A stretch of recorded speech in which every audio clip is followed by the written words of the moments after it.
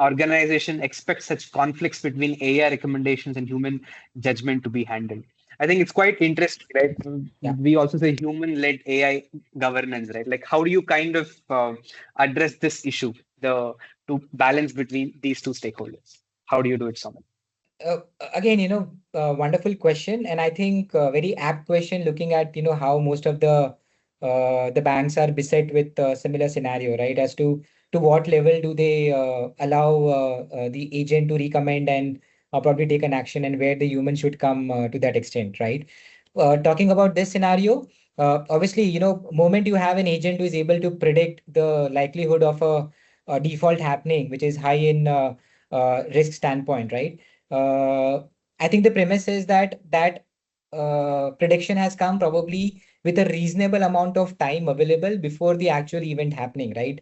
Maybe a few weeks or probably a month or so before the event can happen, right? And that's where we feel is where the role of agent now recommending the next course of action is to the person, maybe a monitoring analyst or a credit risk analyst, in terms of taking a much more informed decision, right? So it leaves him with enough room that, hey, probably I'll do an outreach to a customer, right? I know that the customer may be undergoing through a tough time. Probably the business cycle is not conducive. There is seasonality which is playing in around, right? And if the business is not great, then obviously the income would be less, the sales may not be happening, and so his repayment appetite may be going and taking a beat, right? And that's where probably the human judgment becomes very critical, and that is where it should take a precedence over what the model or the agent is recommending